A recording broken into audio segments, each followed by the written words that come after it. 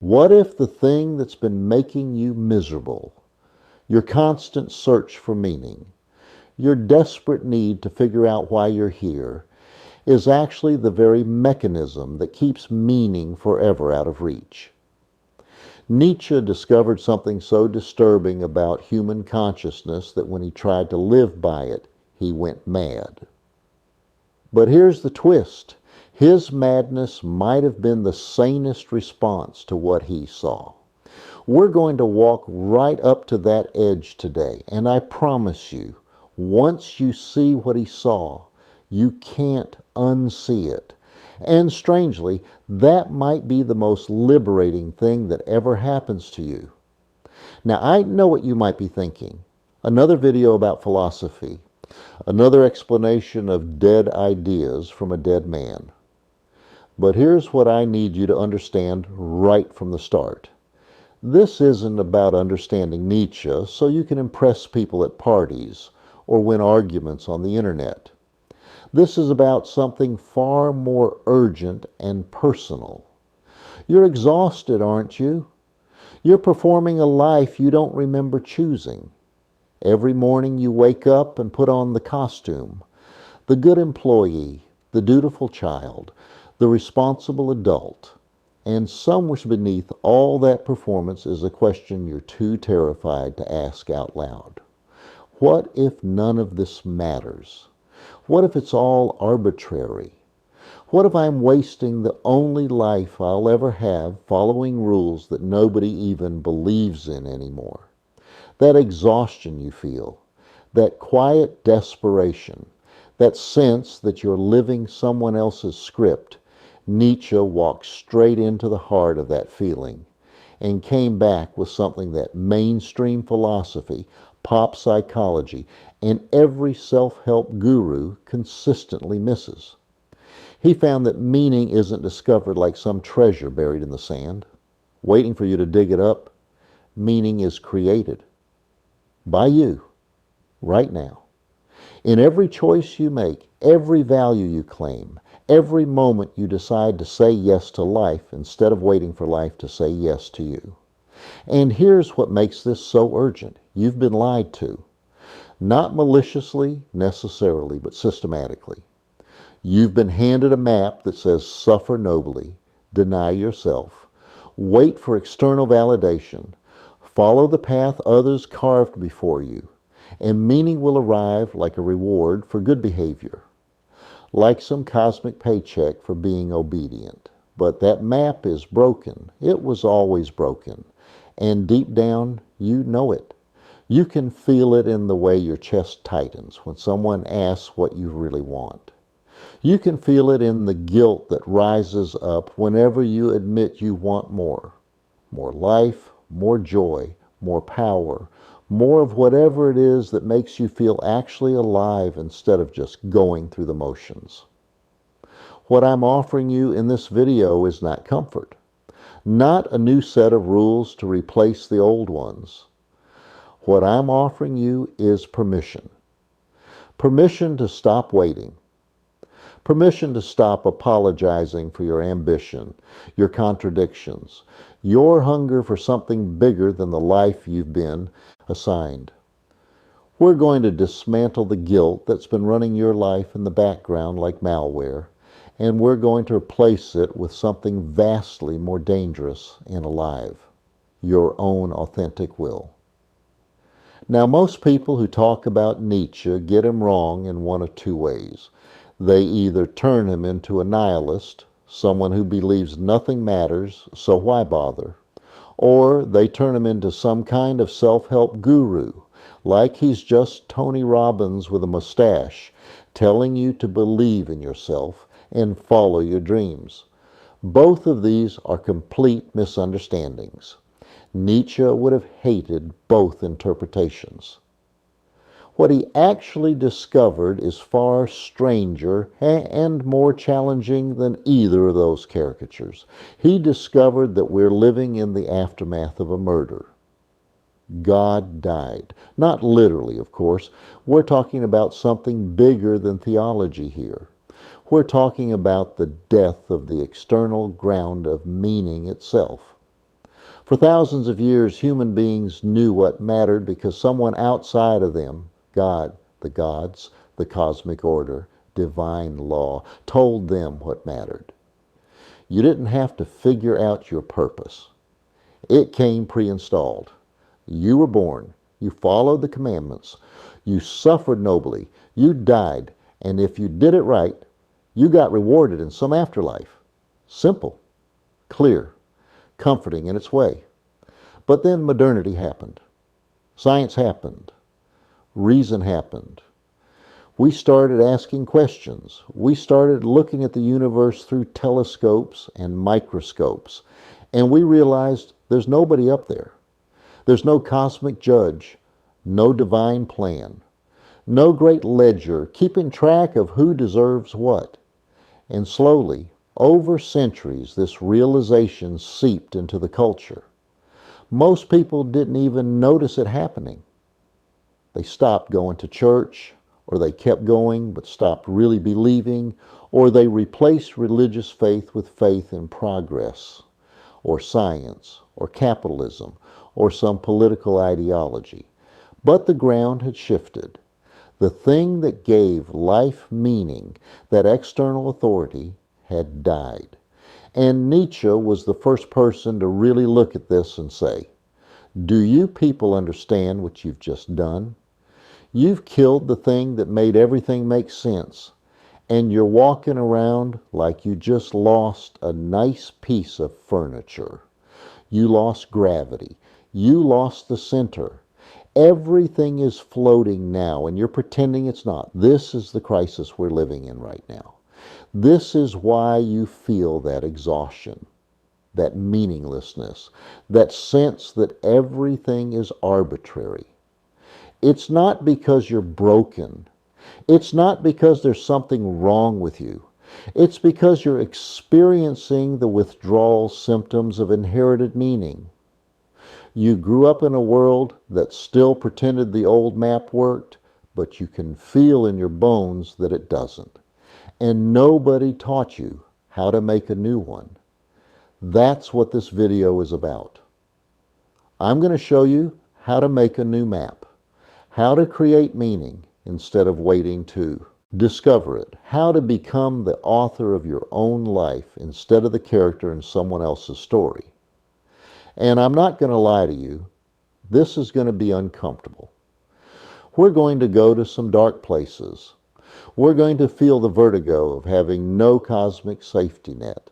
But on the other side of that vertigo is a kind of freedom that most people never even know exists. So let's begin. Let's walk right up to that edge together. And let's see what's possible when you stop waiting for permission to live. I want to start with a story. Not a story about Nietzsche himself, although we'll get to his life, his madness, his collapse. No, I want to start with a story he told. A parable. Because Nietzsche didn't write like other philosophers. He didn't construct logical arguments and syllogisms. He wrote poetry. He wrote prophecy. He wrote these strange, haunting images that burrow into your brain and change the way you see everything. This story appears in Thus Spoke Zarathustra, his strangest and most beautiful book. And it goes like this. There's a marketplace, a crowd is gathered, and up above them, stretched between two towers, is a rope, a tightrope. And on this rope, a man is walking. He's halfway across. The crowd below is watching, some cheering, some mocking, but mostly just watching, waiting to see what happens. And then another figure appears, a jester, brightly dressed, mocking, chaotic. And this jester jumps onto the rope behind the tightrope walker and starts following him, taunting him, getting closer and closer. And finally, the jester leaps over the tightrope walker with a terrible cry, and the tightrope walker, startled, loses his balance. He falls. He crashes into the ground. The crowd, which had been so fascinated moments before, disperses. They're bored now. The show is over. Nothing more to see. But Zarathustra, Nietzsche's prophet, his mouthpiece, rushes to the dying man. And the tightrope walker, bleeding, broken, looks up at him and whispers, "I was just trying to make it across. I just wanted to reach the other side." And Zarathustra says something strange. He says, "There is no other side. The point was never the destination. The point was that you walked the rope at all." Now let's sit with this for a moment, because this isn't just a pretty metaphor. This is Nietzsche's entire philosophy compressed into one image. The rope represents the human condition. We're stretched between two towers. One tower is the animal, pure instinct, pure survival, pure reaction. The other tower is what Nietzsche calls the Übermensch, the overhuman, the person who has overcome their conditioning, their resentment, their need for external validation. Most people never leave the first tower. They live their entire lives as clever animals, working, eating, reproducing, dying, and they never even realize there's a rope to walk. But the tightrope walker saw the rope. He chose to step onto it. He chose to risk the fall. He chose to become something more than what he was born as. And yes, he fell. Yes, he failed in the eyes of the crowd. But Nietzsche is saying he didn't fail. The crowd failed. They were waiting for entertainment. They were waiting for someone else to do the difficult thing so they could watch from safety. And when it got uncomfortable, when the walker fell, they just left. They went back to their ordinary lives, their ordinary concerns, their comfortable mediocrity. And here's the part that should make your skin prickle. The jester is society. The jester is every voice that tells you to stop reaching, to stop striving, to stop becoming more than you are. The jester is your mother saying be realistic, your friends saying you're changing, your own inner voice saying, who do you think you are? The jester doesn't want you to make it across. The jester wants you to fall because your fall validates everyone else's decision never to step onto the rope in the first place. So let me ask you, what is your rope? What is the thing you know you should be doing, becoming, creating, but you're too afraid because you might fall? And more importantly, who is your jester? Who are the voices, external or internal, that are following you onto that rope, mocking you, trying to make you lose your balance?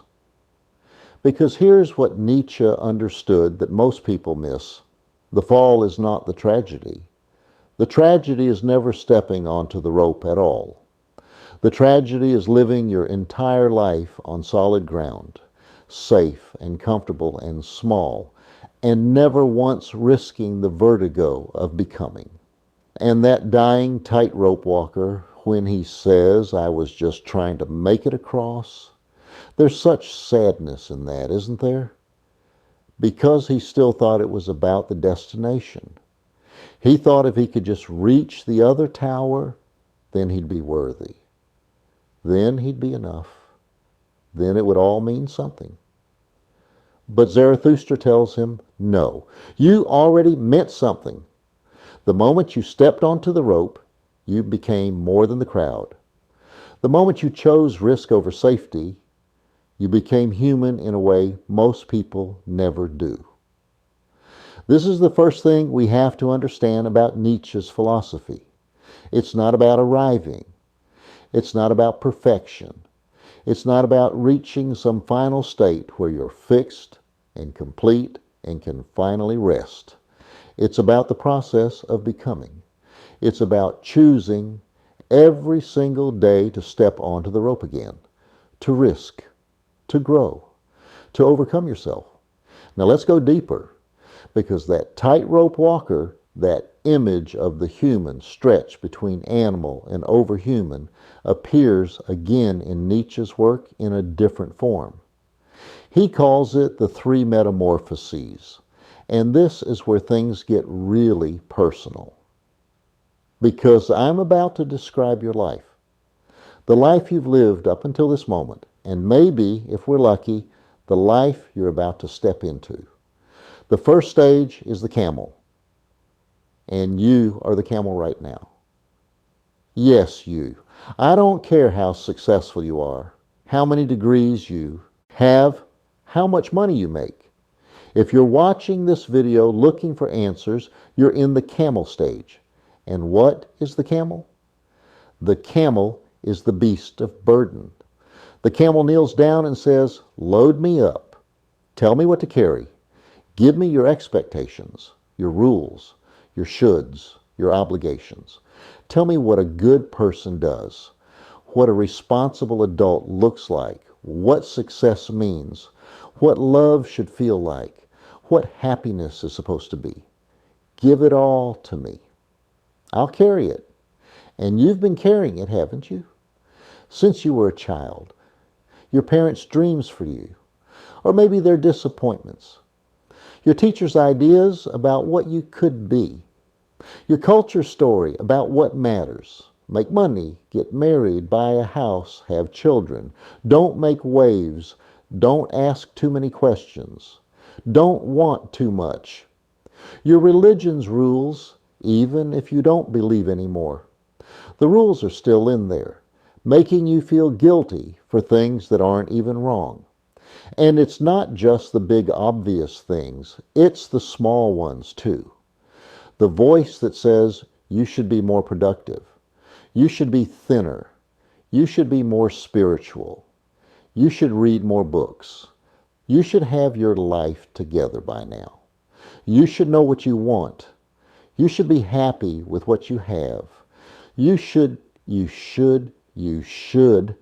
The camel stage is exhausting. And the terrible thing is, the more you carry, the more gets loaded onto you. Because you've proven you can handle it. You've proven you're reliable. You've proven you won't complain. So here, have some more. Carry this too, and this, and this. And you do it because you think that's what it means to be good, to be worthy, to be loved. You think if you carry enough, if you suffer enough, if you sacrifice enough, then someday, you'll arrive at some destination where it all pays off, where someone finally says, "You did it. You carried it all. You're enough now. You can rest." But that day never comes, does it? Because the camel stage has no end point. It just gets heavier and heavier until you collapse, or until something inside you finally breaks and says no. And that's where the second stage begins. The lion. The lion is the spirit who learns to say no. The lion sees the dragon called "Thou shalt," this massive golden beast covered in scales, and each scale says, "Thou shalt something. Thou shalt honor thy father and mother. Thou shalt not be selfish. Thou shalt work hard. Thou shalt be humble. Thou shalt not want too much. Thou shalt fit in. Thou shalt make others comfortable." And the lion, who used to be a camel, who used to carry all of this without question, finally roars, "No, I will not. These aren't my values.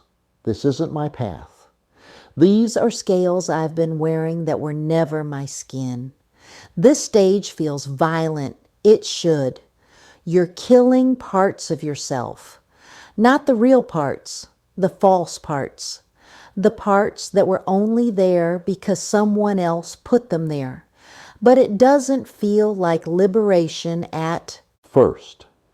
It feels like destruction. Like everything you thought you were is falling away, and you don't know what's underneath.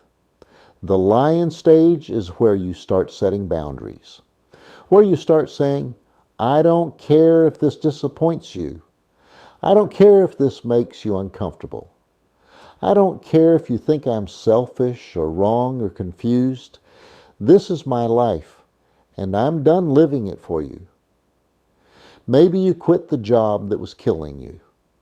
Maybe you leave the relationship that was making you smaller. Maybe you stop going to the family dinners where everyone treats you like you're still 12. Maybe you finally admit you don't believe what you were taught to believe. Maybe you start wanting things you were taught to be ashamed of wanting. This is the stage where people start saying you've changed. And they don't mean it as a compliment. They mean it as an accusation because your transformation threatens them. Your refusal to carry their expectations anymore means they have to look at their own lives, their own burdens. And most people would rather you stay small than face that mirror. But here's the trap. Most people think the lion stage is the end point. They think rebellion is freedom. They think saying no is enough. So they spend years, sometimes decades, in this stage. They define themselves by what they're against. They're against the church, against capitalism, against tradition, against their parents, against society, against whatever used to control them. And they think this makes them free. But you can't build a life on no. You can clear space with no. You can destroy the false structures with no. But you can't create meaning with no. And eventually, if you stay in the lion stage too long, you become bitter, resentful, defined entirely by your opposition to something else. You become the thing you hate, just wearing different clothes. This is where most people get stuck. They become professional rebels, professional cynics. They tear down everything but build nothing. They can tell you exactly what's wrong with the world, but have no vision for what could be right with it. And Nietzsche knew this. He knew the lion was necessary, but not sufficient. He knew you had to destroy before you could create. But he also knew that destruction without creation is just nihilism with a leather jacket. So there's a third stage, the child. The child is innocence regained, not the innocence of never being hurt, never questioning, never suffering. That's naivety, and it's useless. The child Nietzsche is talking about is post-innocence. It's what comes after you've been the camel, after you've been the lion, after you've carried the weight and thrown it off, after you've said no to everything false. The child plays, creates, says, I will, not I should, not I won't, but I will. This is what I choose. This is what I create. This is what I value, not because someone told me to, not because I'm rebelling against someone who told me not to, but because this is authentically, undeniably mine. The child doesn't reject values. That would just be the lion again. The child creates new values, values that come from your actual life, your actual desires, your actual experience of what enhances and what diminishes. The child says, I will love this person. I will create this art. I will pursue this work. I will value honesty or beauty or courage or compassion, not because it's on some universal list of virtues, but because I have chosen it, because it reflects who I am becoming. And here's the beautiful, terrifying thing about the child stage. It takes more courage than either of the previous stages. It's easy to carry what you are told to carry. You don't have to think. It's easy to rebel against what you are told to carry. You just do the opposite. But to create, to say this is mine, this is what I choose, this is what I value, with no external validation, no guarantee that anyone will understand or approve. That's vulnerability. That's courage. That's actually living. And you can't skip stages. The camel who tries to become the child without becoming the lion first just becomes a better disguised camel. They think they're choosing their own values, but they're still carrying someone else's. They've just repackaged the same old shoulds in new language. You have to destroy before you can create. You have to say no before you can say yes. You have to clear the ground before you can build. So where are you in this journey? Are you still the camel, carrying burdens that aren't yours, exhausted and resentful, but too afraid to put them down? Are you the lion, proud of your nose, but stuck in opposition, defined by what you're against rather than what you're for? Or are you beginning to glimpse the child, the version of you that could create, that could play, that could say, I will to life without needing permission or approval? This isn't a one-time journey either. You cycle through these stages again and again in different areas of your life. You might be a child in your work, but a camel in your relationships. You might be a lion with your family, but a camel with your own expectations for yourself. The question is, are you willing to keep transforming? Are you willing to keep becoming? Now, I want to give you something practical, something you can use tonight. Because philosophy that doesn't change how you live is just intellectual entertainment, and we're not here to be entertained. We're here to transform. There's an idea in Nietzsche that has haunted people for over a century. He called it the eternal return, or eternal recurrence, and it's one of the most psychologically powerful tools I've ever encountered. It's simple to understand and devastating to actually apply. Here's how it works. Imagine you're lying in bed. It's late. You're alone in the dark. And suddenly a demon appears at the foot of your bed. Not a cartoon demon with horns and a pitchfork. Just a presence. Something that knows everything about you, sees through every self-deception, and this demon speaks. It says, what if you had to live this exact life again? Every moment, every choice, every pain, every pleasure, every victory, every failure on infinite repeat. Nothing changed, nothing erased, forever. The same life over and over and over, eternally. Now, before you rush to answer, before you say, oh, I'd be fine with that, or whatever platitude you think you're supposed to say, actually feel into it. Actually imagine it. That job you hate, you do it forever. That argument you had with your mother happens forever. That person you're pretending to love, you pretend forever. That dream you gave up on, you give it up forever. That version of yourself you're performing for others, you perform it forever. Every compromise, every betrayal of yourself, every moment you said yes when you meant no, eternal.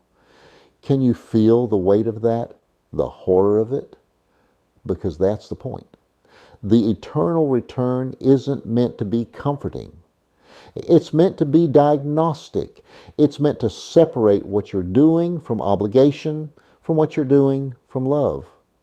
Right now, think about your day today, just today. If you had to live today on infinite repeat, would you? Or would you scream no? Would some part of you die at the thought? And if the answer is no, if there are parts of your life that you would not choose to live eternally, that's information. That's your deepest self telling you. This is where you're betraying me. This is where you're living someone else's life. This is where you need to change. The eternal return is brutal because it doesn't let you hide behind excuses. You can't say, well, I'm just doing this temporarily until, or I'm just being responsible, or I'm just being realistic. The eternal return says, is this how you want to spend eternity? Is this version of you living this life, making these choices? Is this what you truly will, or is this what you're settling for? Now here's the flip side, and this is where it gets interesting. What if the answer could be yes? Not because your life is perfect. It won't ever be perfect. That's not the point. But because you've transformed your relationship to it so completely that even the suffering becomes something you wouldn't erase. This is what Nietzsche calls amor fati, love of fate, not passive acceptance, not toxic positivity where you pretend everything is great when it isn't, but a kind of fierce, total embrace of your life exactly as it is, exactly as it was, exactly as it will be. Amor fati means you look at everything, the pain, the loss, the mistakes, the suffering, and you say, yes, I choose this. Not because it's pleasant, not because I understand it, but because it's mine. Because it made me who I am. Because I am strong enough to make it meaningful. Think about the worst thing that ever happened to you. The thing you wish you could go back and change. The thing that still hurts when you touch it. Can you imagine a version of yourself that could look at that thing and say, if I had to experience this on infinite repeat, I would, because it's part of the complete fabric of my life. And I love that fabric, even the dark threads. I'm not saying you're there yet. Most people never get there. But that's the possibility Nietzsche is pointing toward. That's the transformation he's inviting you into. Not to fix your life so it's comfortable, but to become someone powerful enough to say yes to all of it. So tonight, before you sleep, I want you to do something. Ask yourself, would I live today again forever? And don't lie. Don't perform the answer you think is spiritual or mature. Actually check in with yourself. If the answer is no, that's okay. That's actually perfect because now you know where the work is. Now you know which parts of your life you're living from obligation versus choice. Now you know where you need to say no like the lion so you can eventually say yes like the child. And if the answer is yes, or even a hesitant maybe, sit with that. Feel that. Because that yes, even a small one, is the beginning of amor fati. It's the beginning of choosing your life instead of enduring it. The eternal return isn't cosmology. Nietzsche wasn't making a claim about the physics of time. He was creating a psychological diagnostic tool, a way to separate the authentic from the performance, a way to find out what you truly value versus what you think you should value. Use it tonight. And then tomorrow, use it again. Keep using it until your life starts to reshape itself around your authentic yes instead of your obligatory maybe. Now we need to talk about the murder. The one I mentioned at the beginning. The one that broke everything. Because you can't understand anything else Nietzsche said without understanding this. God is dead. We killed him. And we have no idea what we've done. This is probably Nietzsche's most famous line. It appears in a section called The Madman. And it's worth telling the whole scene because most people only know the soundbite without understanding the context or the terror in it. There's a madman. Notice, not a wise man, not a prophet, but a madman who lights a lantern in the bright morning and runs into the marketplace shouting, I'm looking for God. I'm looking for God. And the people in the marketplace, most of whom don't believe in God anymore, laugh at him. What? Did God get lost? Did he immigrate? Is he afraid of us? And the madman turns to them and says, where is God? I'll tell you. We killed him, you and I. All of us are his murderers. But how did we do this? How could we drink up the sea? Who gave us the sponge to wipe away the entire horizon? What were we doing when we unchained this earth from its sun? Where is it moving now? Where are we moving? Away from all suns, are we not plunging continually? Backward, sideward, forward, in all directions? Is there still any up or down? Are we not straying as through an infinite nothing? Do we not feel the breath of empty space? Has it not become colder? Is not night continually closing in on us, and the people stare at him in silence? And the madman realizes, I've come too early. My time is not yet. This tremendous event is still on its way. It hasn't reached the ears of men yet. Do you feel the dread in this passage? The vertigo? Because Nietzsche isn't celebrating. This isn't some atheist manifesto saying, hooray, we got rid of God. Now we're free. This is a funeral. This is someone showing up at a crime scene and saying, do you people understand what you've just done? For thousands of years, God, and I'm using God as shorthand here for any external ground of meaning, any cosmic order, any divine authority, God was the sun that the earth revolved around. God told us what mattered, what was good, what was evil, what our purpose was, why we were here, where we were going. You didn't have to figure it out. It was given, revealed. You just had to obey. And then modernity happened, science happened. We looked at the universe and realized there's no one there. No cosmic judge, no divine plan. The universe doesn't care about us. Morality isn't written into the fabric of reality. Suffering isn't meaningful by default. There's no inherent purpose to existence. And slowly, over centuries, people stopped believing. Or they kept going through the motions but stopped really believing. They replaced God with other things: reason, progress, science, capitalism, Marxism, nationalism, anything to fill the God-shaped hole. But the ground had shifted.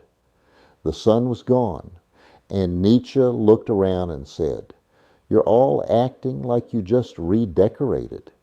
You unchained the earth from the sun. Do you understand? There's no up or down anymore. There's no fixed point. We're floating in infinite space, and you're pretending nothing has changed. This is the crisis of meaning we're living in right now. This is why you feel that exhaustion, that sense that everything is arbitrary. It's not because you're broken. It's not because there's something wrong with you. It's because the old story doesn't work anymore. The story that said, be good, suffer nobly, follow the rules, and it will all make sense in the end. That story requires a God who sees you, who judges you, who rewards you. And we stopped believing in that God, but we didn't replace him with anything real. We just kept pretending the old meaning structures still worked. We kept acting like there were universal moral truths, even though we'd stopped believing in the thing that made those truths universal. We kept acting like our suffering was meaningful, even though we'd stopped believing in the cosmic narrative that made suffering redemptive. Nietzsche looked at this and saw two possible futures. One was nihilism, the collapse into nothing matters, so why bother? Life is suffering. Meaning is an illusion. We're just sophisticated animals distracting ourselves until we die. And you can see this nihilism everywhere now. In the depression rates, the addiction rates, the suicide rates, in the way people medicate themselves with work, with substances, with endless entertainment, with anything to avoid feeling the void. But Nietzsche saw another possibility, a more difficult one, a more courageous one. He said, what if we don't need an external ground of meaning? What if we can become the ground ourselves? What if instead of discovering meaning, we create it? What if the death of God isn't the end of meaning, but the beginning of authentic meaning? Meaning that comes from us, from our choices, from our values, from our will. This is the challenge Nietzsche is throwing down. He's saying, okay, God is dead. The old certainties are gone. We're floating in infinite space with no fixed point.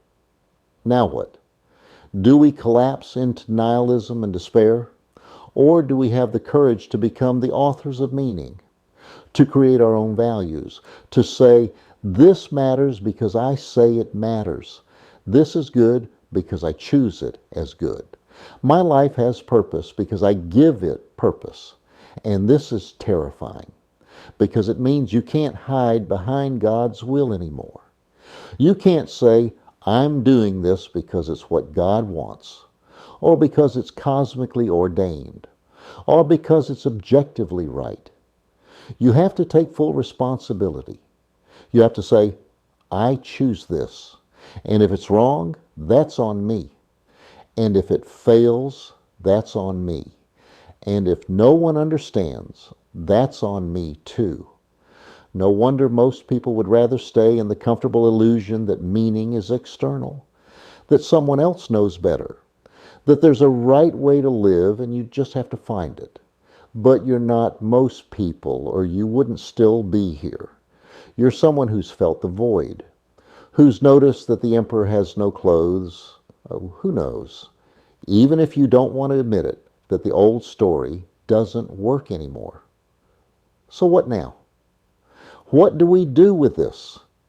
How do we live in a world where God is dead and we're responsible for creating our own meaning? That's what the rest of this is about. That's what Nietzsche spent his entire life trying to figure out. Not how to go back to the old certainties, you can't go back, but how to go forward. How to be strong enough to bear the weight of self-created meaning.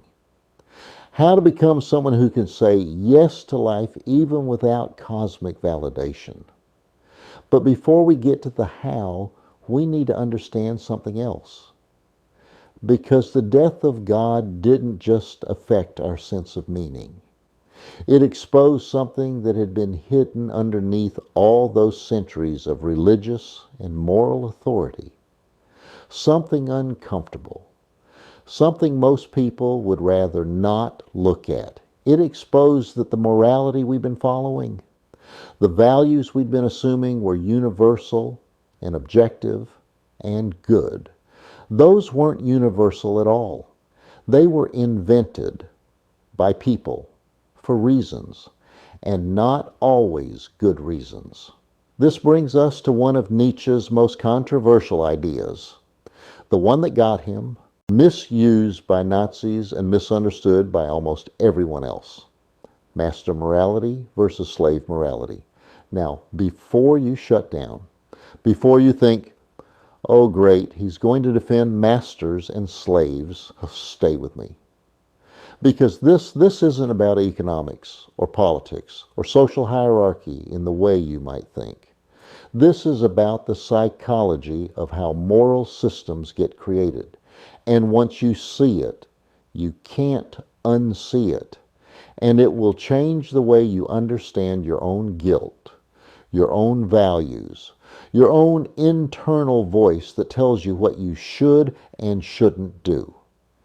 Nietzsche looked at history and said, there are fundamentally two different ways of creating morality, two different origins, and they produce opposite value systems. The first is what he calls master morality. And this is the morality created by the strong, the healthy, the powerful, the life-affirming.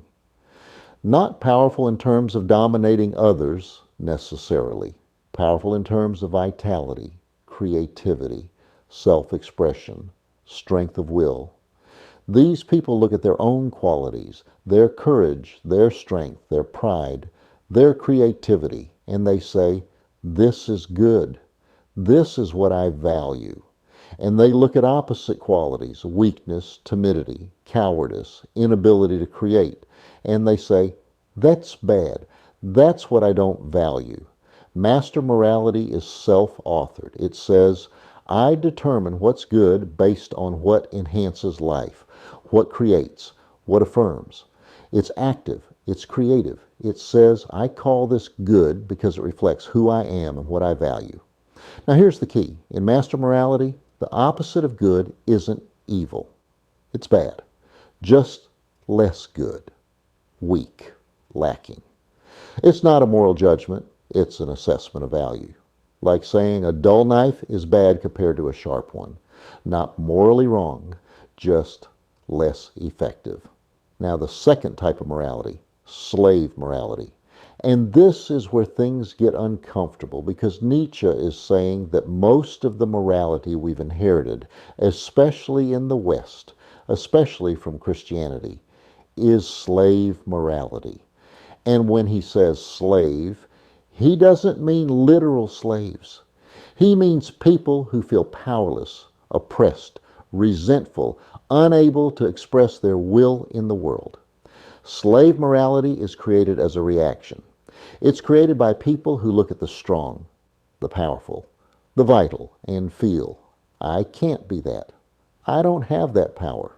So instead of admitting that, instead of dealing with that weakness, they invert the entire value system.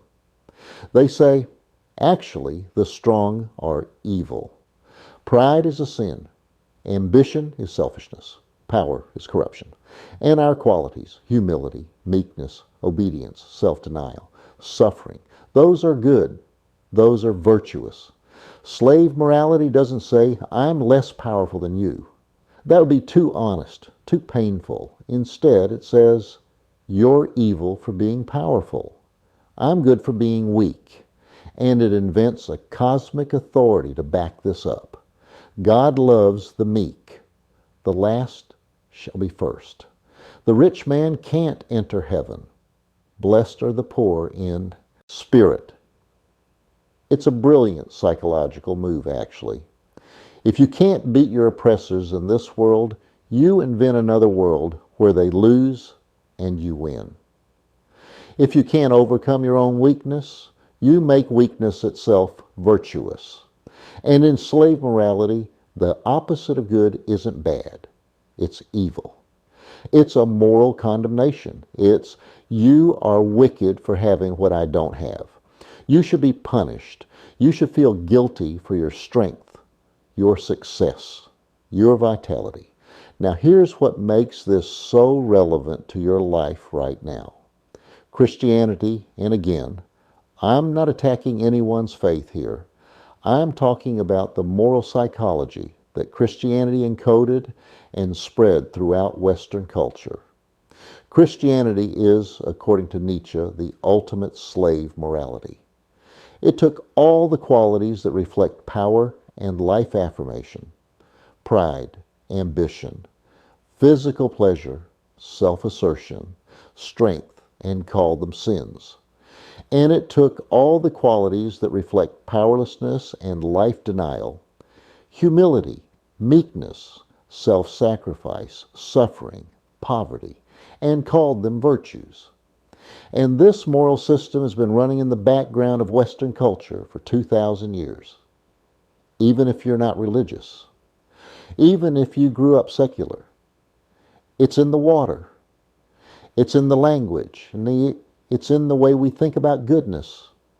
You feel guilty for wanting more, don't you? For having ambition, for taking pride in your accomplishments, for enjoying pleasure, for putting yourself first sometimes. That's slave morality. That's the internalized voice saying, good people are humble. Good people sacrifice. Good people don't think too highly of themselves. Good people suffer nobly. And meanwhile, you watch other people, people who don't seem to feel this guilt, succeed. Take what they want. Build empires. Live boldly. And part of you judges them, calls them selfish, arrogant, greedy, and another part of you envies them, resents them. And the resentment makes you feel even worse because now you're jealous.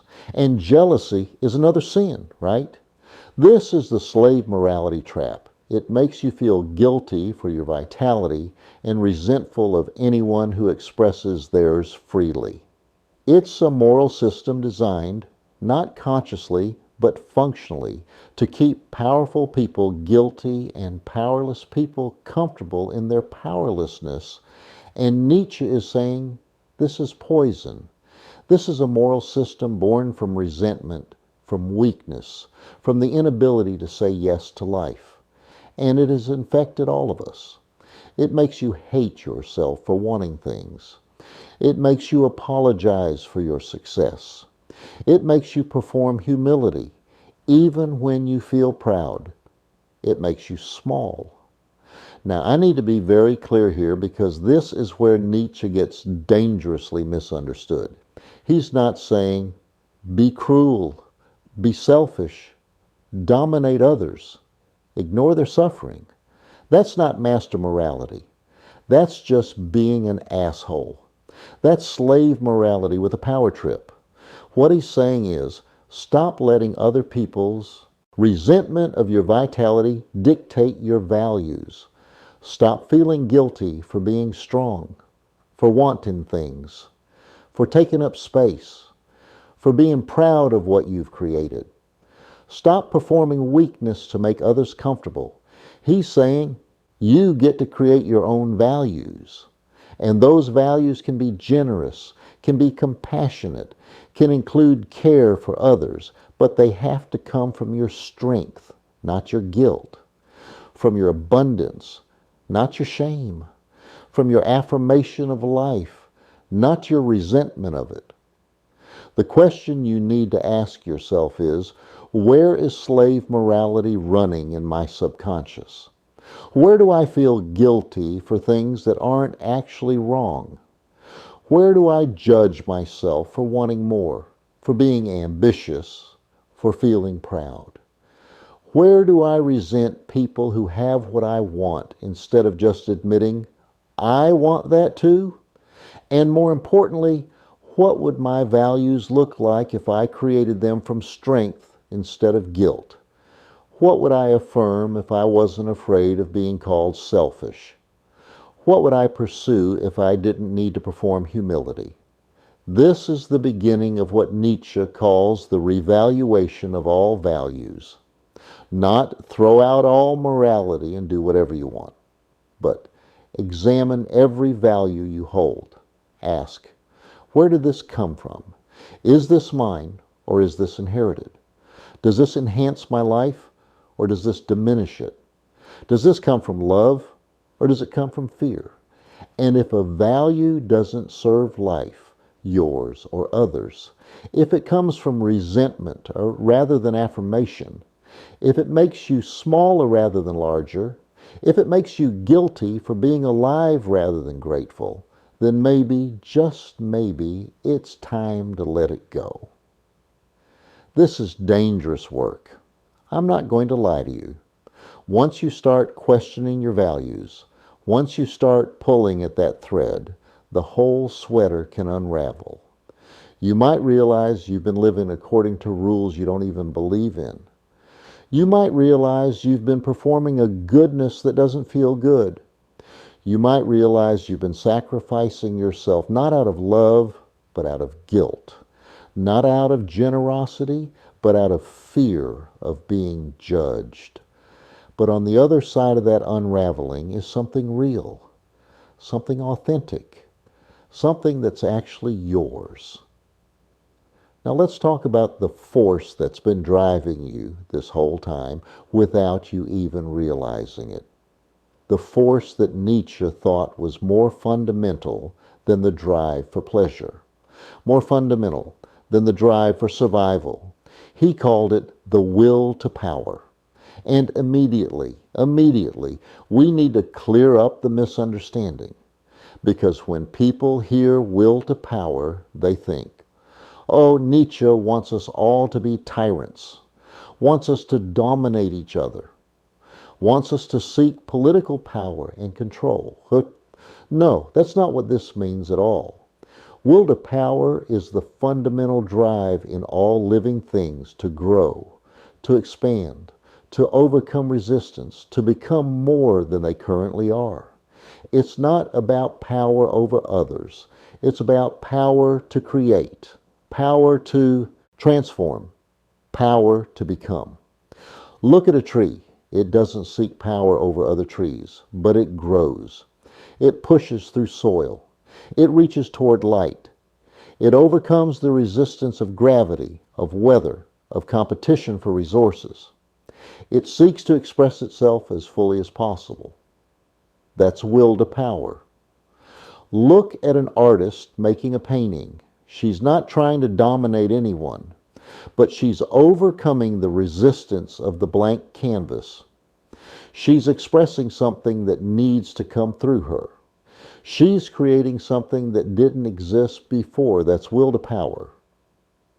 Look at yourself learning a new skill. You're not oppressing anyone by learning guitar or speaking a new language or getting better at your work, but you're overcoming your own resistance, your own limitations. You're expanding what you're capable of. You're becoming more than you were yesterday. That's will to power. This is the force that animates all life. The drive not just to survive, but to flourish. Not just to exist, but to become. It's why you can't help but grow. Can't help but want more. Can't help but feel restless when you're stuck in the same place too long. And Nietzsche is saying this force is fundamental. It's prior to morality. It's prior to good and evil. It's just what life does. Life seeks to expand, to express, to overcome. But here's what happens in human beings. We get taught to suppress this drive. We get taught that wanting more is greedy, that ambition is selfish, that growing beyond where we are is arrogant. We get taught to make ourselves small, to stay in our lane, to not want too much, to be satisfied with what we have. And when we suppress the will to power, when we don't let it flow outward as creation, as growth, as expansion, it doesn't just go away. It turns inward. It becomes self-criticism, self-sabotage, depression, anxiety. The drive to grow is still there, but it has nowhere to go, so it attacks the self.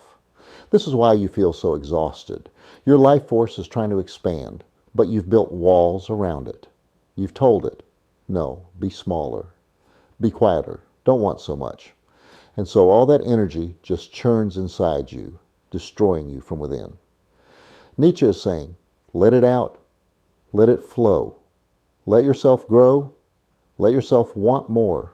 Let yourself overcome resistance, not by dominating others, but by creating, by expressing, by becoming. The will to power isn't something you have to cultivate. It's already there. It's the force that makes you restless when you're not growing. It's the force that makes you feel dead inside when you're living a life that's too small. It's the force that makes you want to create something, say something, do something that matters. The question is, where are you letting it flow freely and where are you blocking it? Where in your life do you feel vital, energized, alive? That's where your will to power is expressing itself. Maybe it's in your work. Maybe it's in a hobby. Maybe it's in your relationships. Maybe it's in learning or creating or helping others. Wherever you feel that sense of, yes, this is me. This is what I'm meant to do. That's will to power flowing. And where in your life do you feel stuck, dead, resentful? That's where it's blocked. That's where you're suppressing it. That's where you're making yourself small because you're afraid of being too much. And I want you to feel into this. Really feel it. Where is your life force trying to go that you won't let it? What do you want to create that you're afraid to start? Who do you want to become that you're afraid to admit? What resistance do you need to overcome that you've been avoiding? Because here's the thing. Your will to power is going to express itself one way or another. Either outward as creation, growth, becoming, or inward as self-destruction. It won't stay neutral. It can't. Life doesn't work that way. So the choice isn't whether to express your will to power. The choice is, will you express it consciously, deliberately, in service of your own becoming? Or will you let it fester inside you as resentment, anxiety, self-hatred? This is what Nietzsche means when he talks about saying yes to life. It's not some abstract philosophical position. It's very concrete. It means yes to your growth, yes to your wanting more, yes to your drive to create, to overcome, to become, yes to the force of life that's trying to happen through you. And when you start saying yes to that, when you start letting your will to power flow outward instead of inward, something shifts. You stop feeling like a victim of your circumstances. You stop feeling like life is something that happens to you. You start feeling like the author, like the creator, like someone who has agency, who has power, not over others, but over your own becoming. So right now, ask yourself, where is my will to power blocked? Where am I making myself small? Where am I suppressing my desire to grow because I'm afraid of being judged or failing or being too much? And then ask, what would I create if I let it flow? What would I become if I stop holding back?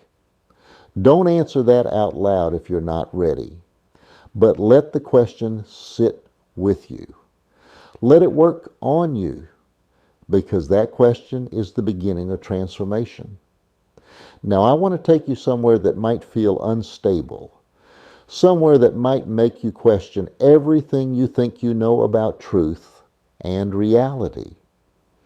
Because Nietzsche has one more disturbing insight that we need to understand. He says there are no facts, only interpretations. And before you panic, before you think, oh great, so nothing is real, everything is relative, truth doesn't matter. That's not what he's saying. Stay with me.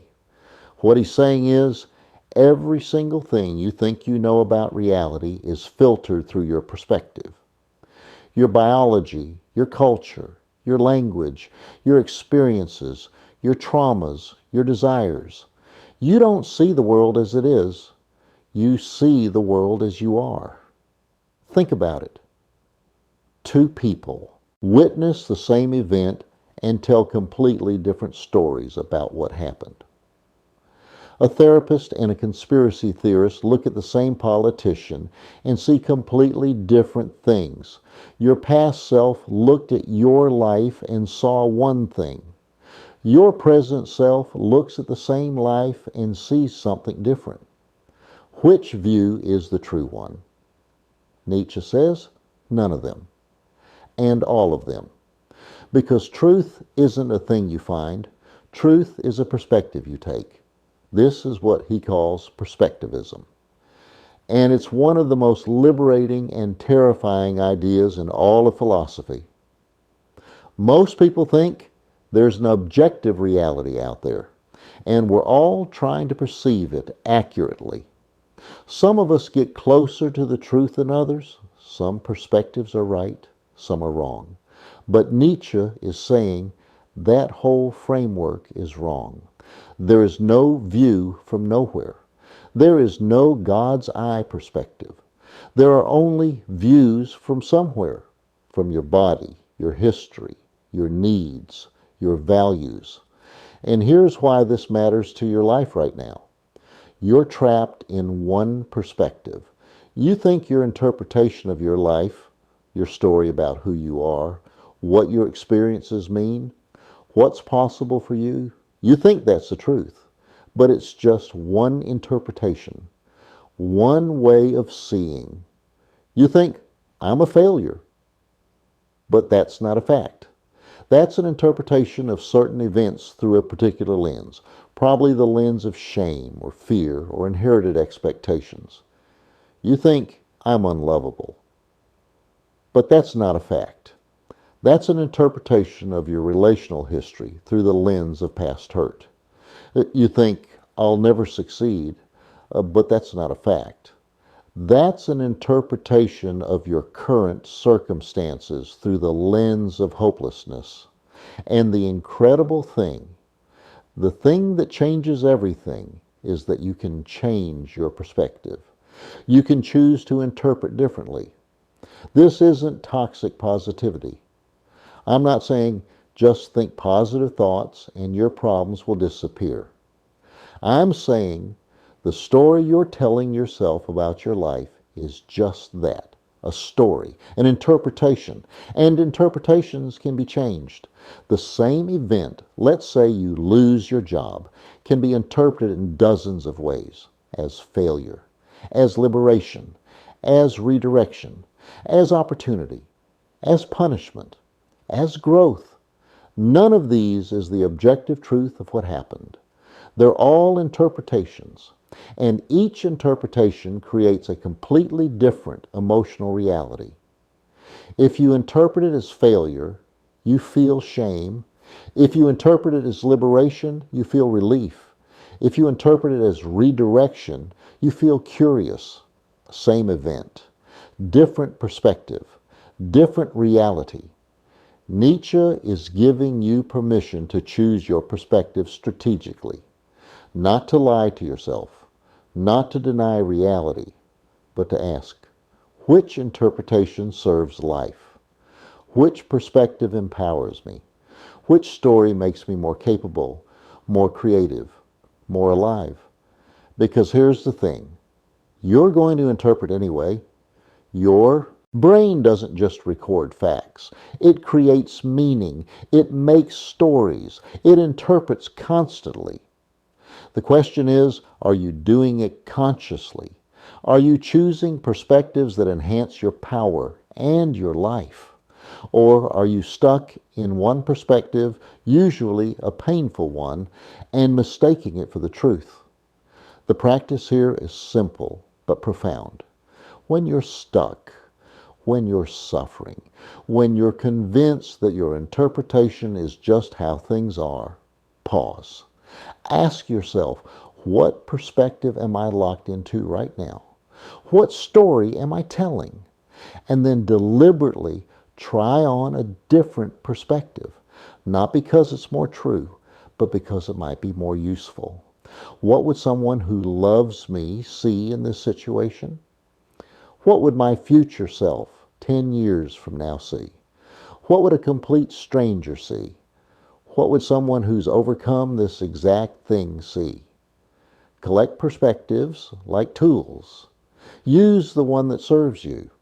And when it stops serving you, pick up a different one. This is what Nietzsche means by perspectivism. It's not all perspectives are equally true. It's all perspectives are interpretations, and you have the power to choose which ones you inhabit. And that power, the power to reinterpret your life, to tell a different story, to see from a different angle, that's one of the most profound forms of freedom there is. You are not trapped in your story. You're trapped in one interpretation of your story. And interpretation is always, always flexible. Now we're getting close to the idea that might be Nietzsche's most famous and most misunderstood, the Übermensch, the overman, the overhuman. And we need to handle this very carefully because this concept has been so badly distorted, so weaponized, that most people hear it and think, oh, he's talking about some master race, some superior human who dominates everyone else. And that's not just wrong. It's the opposite of what Nietzsche meant. But the Nazis used his sister to edit his work after he died, and they twisted this concept into propaganda for their ideology. So we have to reclaim it. We have to understand what he actually meant. The Übermensch is not a type of person. It's not a destination you arrive at. It's not a fixed state. The Übermensch is a process, a direction, a way of relating to yourself and your life. Nietzsche says, man is something that shall be overcome. What have you done to overcome him? He's not talking about overcoming other people. He's talking about overcoming yourself, overcoming your conditioning, your resentment, your need for external validation, your inherited values, your comfortable mediocrity. The human being, as we currently exist, is not the end point of evolution. We're not finished. We're in between. We're a bridge, he says, a rope stretched between animal and something higher, and that something higher is not a biological evolution. It's a psychological and spiritual one. It's becoming someone who can create their own values without guilt. Someone who can affirm life completely, suffering and all. Someone who can say yes to existence without needing a cosmic reason why. Someone who can bear the weight of being the author of their own meaning. That's the Übermensch. Not a superhero, not a dictator, just someone who has overcome the need for external authority. Someone who has become sovereign over their own life. And here's the beautiful, challenging thing. This isn't about being perfect. It's not about transcending your humanity. It's about becoming more fully human, more honest, more vital, more yourself. The Übermensch doesn't follow the crowd, but they also don't define themselves in opposition to the crowd. They're beyond that binary. They've stopped caring about what the crowd thinks and started caring about their own becoming. The Übermensch doesn't believe in objective morality, but they're not immoral. They've created their own ethics based on what enhances life, their life and the lives of those around them. The Übermensch doesn't need God to give the meaning, but they're not nihilistic. They've become powerful enough to create meaning themselves. And maybe most importantly, the Übermensch can dance. Nietzsche talks about this constantly, dancing, laughter, lightness, because the person who has overcome their conditioning, who has said yes to life, who has become the author of their own meaning. They're not grim, they're not serious and heavy and burdened. They're free, they're playful. They've learned to dance on the rope instead of just trying to survive the crossing. So the question isn't, am I an Übermensch? You're not. Nobody is finally and completely, because it's a process, not a destination. The question is, am I in the process of overcoming myself? Am I becoming more than I was? Am I letting go of the need for external validation? Am I creating my own values? Am I saying yes to life, even the hard parts? If you're watching this video, if you're still here, if you're asking these questions, you're in the process. You might be early in it. You might be struggling, but you're on the rope. You've left the tower of comfortable certainty, and that itself is the beginning of the overhuman, because the alternative is what Nietzsche calls the last man. And this is his most scathing critique of modernity. The last man is the person who has made comfort their highest value, who wants nothing difficult, nothing challenging, nothing that requires growth. The last man just wants to be safe, comfortable, entertained. They want a life with no risk, no suffering, no uncertainty. And Nietzsche looks at this and says, this is the death of humanity. Not physical death, spiritual death. The death of striving, of becoming, of vitality. The last man says, we have invented happiness, and they blink. That's the image. They blink. Like someone who's comfortable and a little bored and not quite awake. You felt this, haven't you? The comfortable numbness, the life that's safe but empty, the sense that you're just maintaining, not growing, not becoming, just existing day after day, doing the same things, feeling the same feelings, having the same thoughts, slowly dying inside while staying physically alive. That's the trap of the last man. And modern culture is designed to create last men, to make you comfortable enough that you stop striving, to give you just enough entertainment, just enough security, just enough distraction that you never have to face the discomfort of growth. Nietzsche is saying, refuse this. Refuse comfortable meaninglessness.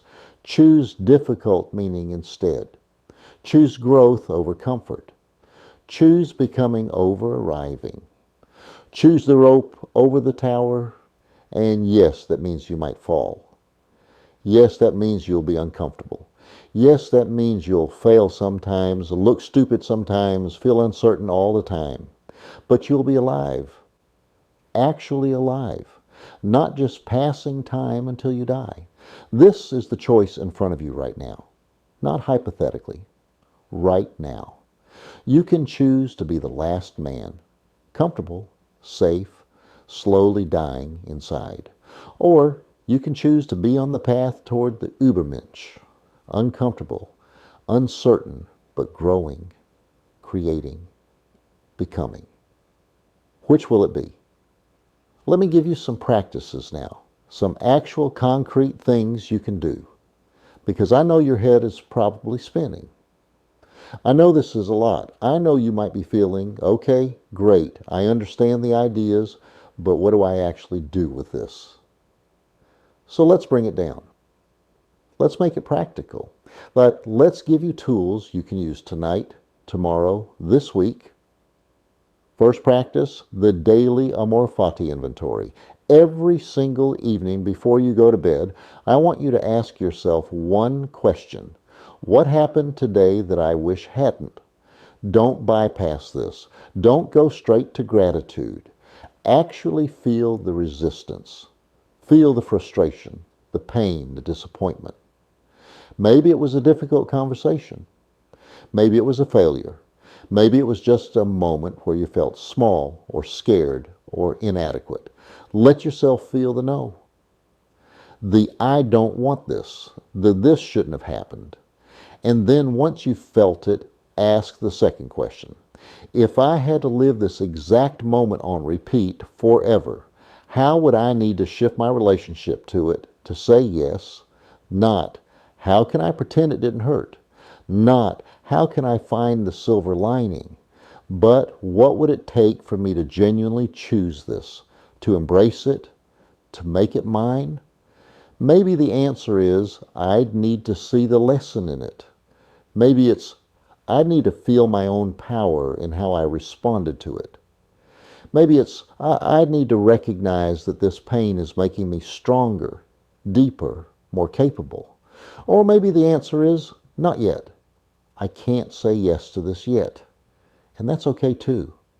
That's data. That's telling you. This is still tender.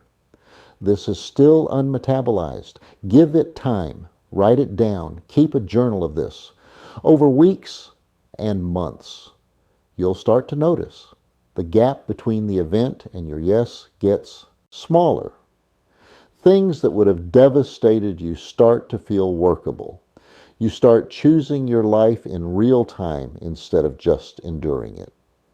Second practice, the value creation exercise. Get a piece of paper or open a note on your phone and write this sentence 20 times, filling in the blanks each time. I value Loonsers because Weisselberg. Don't think too hard. Speed matters here. You want to bypass your inner censor, your should voice. Just write quickly. I value creativity because it makes me feel alive. I value honesty because I hate pretending. I value adventure because safety feels like death. I value kindness because I remember what it's like to be hurt. Whatever comes up. Now look at what you wrote. Circle the ones that feel genuinely true, that make your body say yes, that feel resonant, and put a box around the ones that feel like you think you should value them, that feel obligatory, inherited, like someone else's voice. The boxed ones? Those are your slave morality values. Those are the shoulds. Examine them carefully. Ask, whose voice is this? My parents? My religion? The culture? Some idea of who I'm supposed to be? You don't have to throw them out immediately, but at least see them for what they are. Borrowed, not yours. The circled ones? Those are your authentic values. Even if they're weird, even if they contradict each other, even if they don't make you look good, those are yours. Those are what you actually care about beneath all the performance. Rewrite your value list using only the circled ones. This is your constitution. This is what you're actually willing to stand on. Refer to this when you're making decisions. Ask, does this choice honor my actual values? Or is it honoring some should that isn't even mine? And update this quarterly. You're not fixed. Your values can evolve as you evolve. That's not inconsistency. That's life. Third practice, the perspective shift game. When you're stuck in a painful story, I'm a failure, I'm broken, I'll never get what I want, I'm not enough. Stop. Don't try to argue with the story. Don't try to positive think your way out of it. Just shift the perspective. Write down the story you're telling. Be honest. Really capture the narrative. Now write 3 completely different interpretations of the exact same facts. 3 different stories about the same events. Let's say you got rejected from a job. Story 1, victim perspective, I'm not good enough. Nobody wants me, I'll never succeed. Story 2, neutral perspective. My skills didn't match their current needs. This position wasn't the right fit. Story 3, empowered perspective. I'm being redirected towards something better, aligned with who I'm becoming. This rejection just saved me from a wrong path. None of these is the objective truth. All of them are possible interpretations of the event, but each one creates a completely different emotional reality, a completely different sense of what's possible next. Which story serves your life? Which one makes you more capable, more creative, more powerful? Choose that one, consciously. You're not lying to yourself. You're not denying reality. You're exercising your interpretive power. You're refusing to be trapped by one story. Do this every time you're stuck. Well, make it a habit. Over time, you'll start to feel less trapped by your narratives. You'll start to realize, oh, I'm not my story. I'm the one telling the story, and I can tell it differently. Fourth practice, the will to power audit. Ask yourself, where is my life force going? Make 2 lists. First list, places where your energy flows freely, where you feel creative, engaged, alive, growing. Maybe it's a hobby. Maybe it's certain relationships. Maybe it's a project at work. Maybe it's learning something new. Second list, places where your energy gets stuck, where you feel drained, resentful, dead. Maybe it's a job you hate. Maybe it's a relationship that's making you smaller. Maybe it's obligations you've taken on that aren't actually yours. Maybe it's the way you talk to yourself. Look at the first list. These are your will to power expressions. Amplify these. Give them more time, more attention, more resources. Let yourself want more of this. Let yourself grow here. Look at the second list. These are your will to power leaks. These are where life is draining out of you instead of flowing through you. And slowly, bravely, you need to close these leaks. Say no. Set boundaries. Leave. Change. Create space. Your vitality is not infinite. You have a limited amount of life force. Stop giving it to things that diminish you. Start directing it toward things that expand you. This isn't selfish. This is wise. This is stewardship of your own life. Fifth practice, the eternal return dress rehearsal.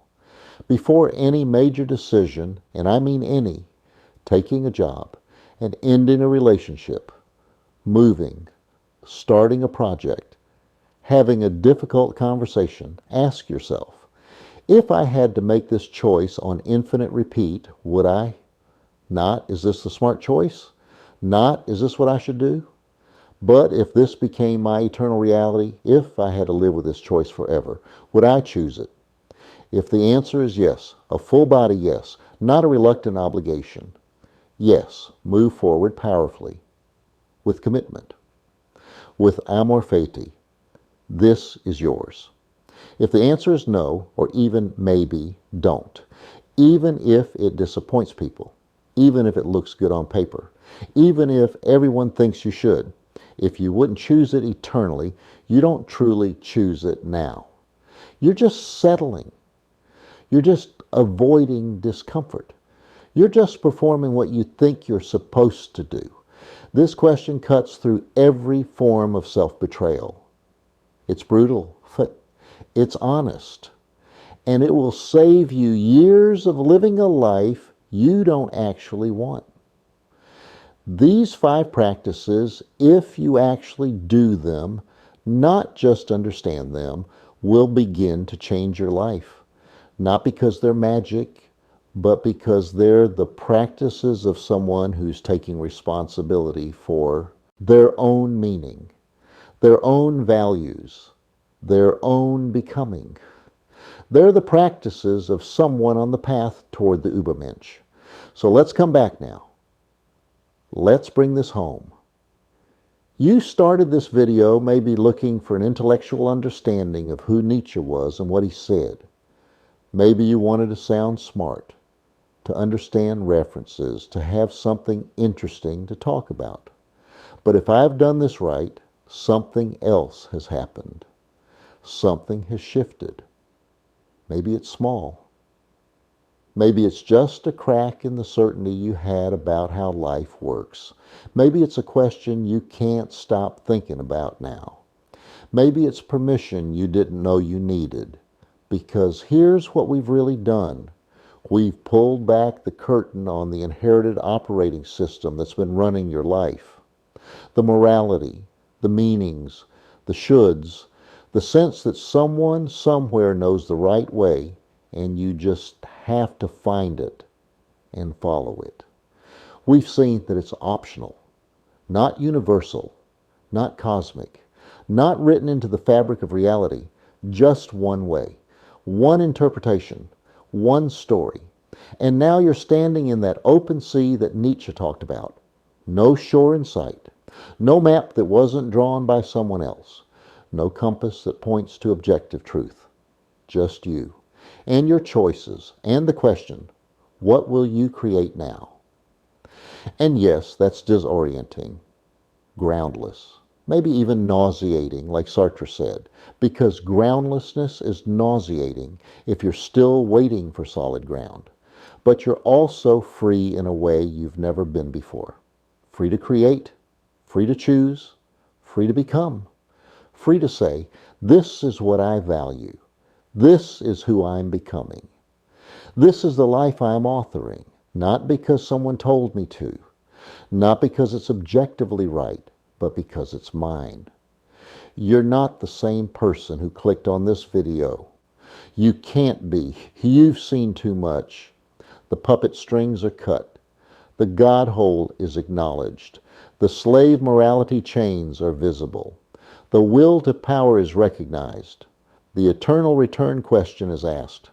And once you see these things, you can't unsee them. You can't go back to the comfortable innocence of thinking someone else knows better. You can't go back to waiting for external validation. You can't go back to performing values you don't actually hold. The work now, the real work, is living it. Not just understanding Nietzsche's philosophy, but embodying the courage he's pointing toward. The courage to create your own values. The courage to say yes to life even when it's hard. The courage to become instead of just being. the courage to dance on the rope instead of staying safe on the tower. And I'm not going to lie to you. This is difficult work. It's easier to follow, easier to obey, easier to let someone else tell you what matters. The Ubermensch path is not the comfortable path. It's not the one most people choose, but you're not most people. You wouldn't have made it this far if you were. You're someone who's felt the void, who's noticed the cracks in the old story. Who knows, even if you don't want to admit it, that comfortable meaninglessness is not enough. You want more. You want to be more.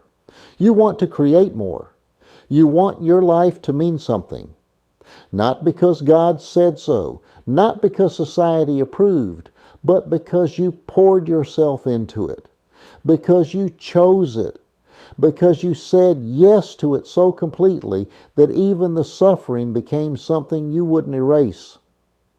That's what's possible now. That's what's waiting on the other side of this groundlessness. So here's what I want you to carry forward. Here's the mantra. Here's the thing I want you to remember. When you feel lost, when you feel guilty for wanting more, when you feel scared to create your own values, when you feel like maybe you should just go back to the comfortable lie, you are not broken for wanting more. You're not selfish for creating your own values. You're not lost because you don't have cosmic certainty. You're awake. And awake humans don't wait for permission to live. They create. They choose. They become. The meaning you're searching for isn't hiding somewhere waiting to be found. It's not in some book, some teacher, some experience you haven't had yet. It's in your hands right now. It always was. You've just been taught to look everywhere else. Your life is not a problem to be solved. It's a work of art to be created. And you're the artist, not a perfect artist, not an artist who never makes mistakes, just an artist who's willing to keep creating, keep revising, keep becoming. And the suffering, because there will be suffering, Nietzsche never promised otherwise, the suffering can become fuel, not punishment, not evidence that you're doing it wrong, but fuel, raw material, the resistance that makes you stronger when you overcome it. You don't need cosmic certainty. You don't need to know for sure that you're on the right path. You just need to choose your path with enough conviction that you'd walk it again, eternally. You don't need to be perfect. You don't need to transcend your humanity. You just need to become more fully human, more honest, more vital, more yourself. And you don't need to do this alone. You don't need to be some isolated overman standing on a mountain. You can create your values in relationship. You can grow in community. You can say yes to life together. But the yes has to start with you. The choice has to start with you. The courage has to start with you. So if this shifted something in you, if you felt the ground move even a little, if something opened up that wasn't open before, I want to hear about it. Leave a comment. Tell me which idea hit hardest. Tell me what question you're sitting with now. Tell me what you're going to choose differently. Tell me what you're scared to admit you want, because this kind of philosophy isn't meant to be consumed alone, in silence. It's meant to be lived in conversation, in community, in the messy, beautiful process of becoming together. And if you want more of this, more philosophy that doesn't just explain but transforms, more permission to become who you've been too afraid to be, subscribe. Hit the like button, not for the algorithm, but because it tells me, yes, keep going. We need this. Keep helping us remember that we're not broken, we're just waking up.